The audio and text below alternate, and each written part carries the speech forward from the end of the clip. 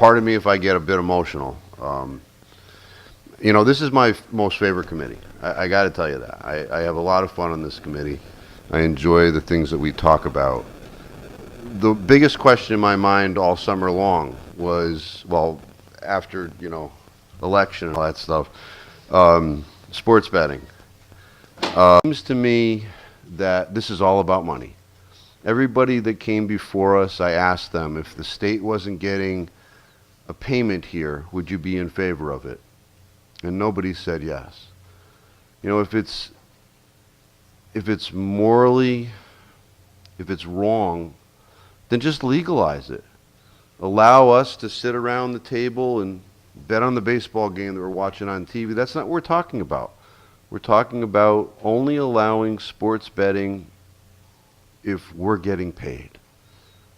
And I just got a lot of problems with that.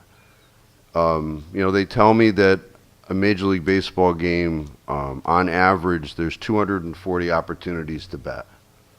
It's a lot of opportunities. And we have problems in this state presently with gambling.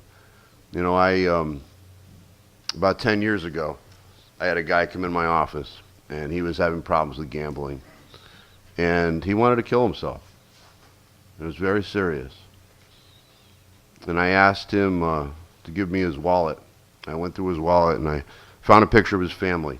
And I put it up on the desk, and I said, that's the reason why you shouldn't do that. And I said, I'm taking all your credit cards. I'm cutting them up right here. You're never gambling again. And that was about 10 years ago, and that guy's still alive. I don't see this being of benefit to our state other than monetarily. And I think that's wrong. It's a little ironic that on this agenda is also, funding for compulsive gambling treatment. So, we're going to be changing a major part of our economy for gambling.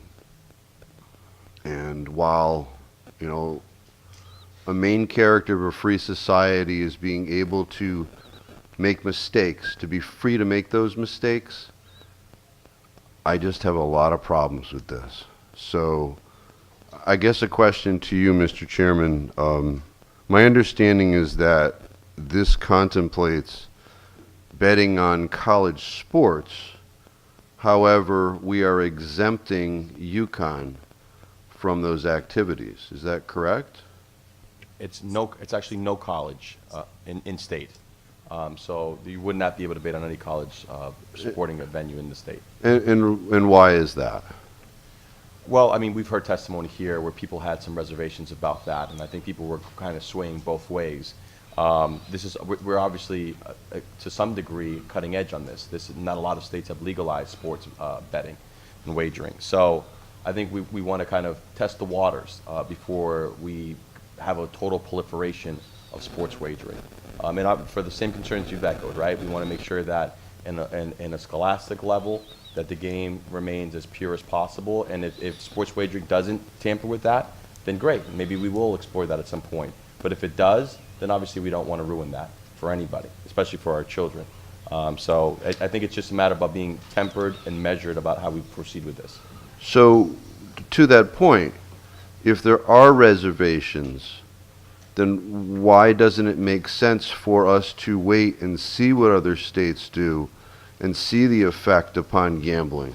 I don't want to be 30 years from now. When I go to the beach, I listen to a baseball game while I'm laying on the beach. I want to do that in my senior years. I want to be able to sit in the rocking chair and watch the baseball game. But if the games become so tainted because we allow this gate to open with the recognized reservations, I mean, if there's a possible detrimental effect upon our sports in this state so much that we would, as a legislature, exempt those sports, then why can't you just apply that to other sports? If Major League Baseball came to us and said, listen, we are concerned, we don't want you to make money off of our product, why wouldn't we recognize that just as much as we do for our in-state sports? It doesn't make sense. So once again, I'm a freedom guy. I just don't think that we have enough information to open up this gate just for the almighty dollar.